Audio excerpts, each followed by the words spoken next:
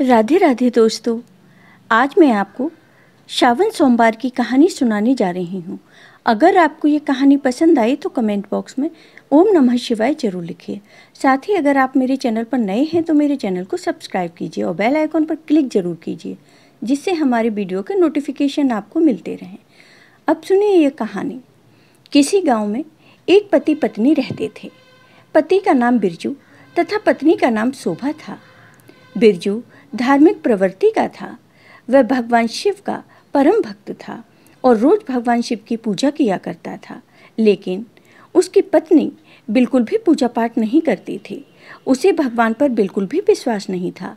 वह भगवान को बिल्कुल भी नहीं मानती थी और वह अपने पति को भी पूजा पाठ करने के लिए मना करती थी। वह कहती थी, पूजा पाठ से कुछ नहीं होता, तुम वैसे ही अपना समय बर्बाद करते हो। बिरजू उसकी बातें सुनकर बहुत दुखी होता। वह भगवान शिव से प्रार्थना करता, हे भगवान, मेरी पत्नी अज्ञानी है, उसे माफ़ करना। भगवान आप उसे सद्बुद्धि दें जिससे वह पूजा पाठ करने लगे। बिरजू लकड़ी काटने जाता था और उन्हें बाजार में बेचता था। इससे ही उनके घर का गुजारा चलता था। बिरजू जब घर लकड़ी काट कर लाता तो उसकी पत्नी चुपचाप उसमें से एक लकड़ी निकाल लेती थी। यह उसके रोज का नियम था। एक बार की बात है, जब शोभा की लकड़ियाँ बहुत सारी हो गईं तो वह उन्हें बेचने बाजार जाने लगी। रास्ते में उसे एक शिव मंदिर मिला। उस मंदिर में भक्त की बहुत भीड़ थी। शोभा ने भीड़ देखी तो किसी से पूछा, यहाँ इतनी भीड़ क्यों है?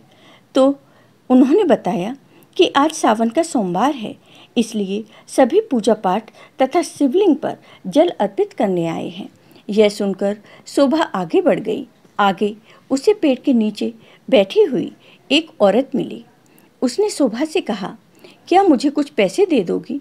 उसकी हालत देखकर शोभा को उस पर दया आ गई और शोभा ने उस औरत से पूछा, तुम पैसों का क्या करोगी? तुम्हें खाना चाहिए क्या? तब उस औरत ने कहा, हाँ, मैंने 2 दिनों से कुछ भी नहीं खाया। मुझे भूख तो लगी है, पर ये पैसे मैं खाने के लिए नहीं मांग रही। इन पैसों से मैं पूजा का सामान खरीदूंगी और भगवान शिव की पूजा करूंगी। आज सावन का सोमवार है। तब शोभा ने कहा, शिव जी की वजह से तुम्हारी हालत ऐसी है, फिर भी तुम उनका पूजा पाठ करोगी। पूजा पाठ से कुछ नहीं होता, खाना खाओ और काम करो।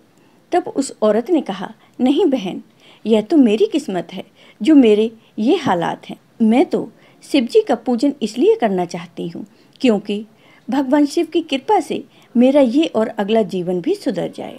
तब उस औरत ने बताया कि मैं इसी गांव की जमींदार की बेटी थी और मेरे पिता ने मेरी शादी बहुत ही बड़े घर में की थी। मैं बहुत ही घमंडी हुआ करती थी। एक दिन सावन के सोमवार के दिन मेरी नौकरानी ने व्रत रखा था और वह पूजा करके भगवान शिव का प्रसाद देने मुझे आई। मैंने अपने घमंड के कारण नौकरानी का दिया हुआ प्रसाद फेंक दिया, जिससे भगवान शिव नाराज हो गए और एक दिन हमारे घर पर चोरी हो गई। सब पैसा और सामान चोर लूट कर ले गए। हम पर कुछ नहीं रहा और मेरे पति भी बीमार पड़ गए। इसलिए मैं भगवान शिव का पूजा पाठ करती हूँ। उस औरत की बात सुनकर शोभा को बहुत आश्चर्य हुआ और वह चुप हो गई। उस औरत ने कहा, क्या बात है बहन? तब शोभा बोली कि मेरे पति रोज मुझसे पूजा करने को कहते हैं, लेकिन मैं उन्हें मना कर देती हूँ। तुम्हारी एक भूल के कारण तुम्हें इतना कष्ट मिला, तो सोचो मेरा क्या होगा। शोभा उसे पैसे देकर अपने घर आ जाती है और पूजा की थाली लेकर शिव मंदिर जाती है। वहाँ पूजा पाठ करती है और व्रत भी रखती है। अब शोभा हर रोज मंदिर पूजा करने जाती। यह देखकर उसका पति बहुत खुश हुआ और उसने भगवान शिव को धन्यवाद दिया कि हे भगवान, आपने मेरी प्रार्थना सुन ली और मेरी पत्नी को सद्बुद्धि दी, जिससे वह पूजा पाठ करने लगी।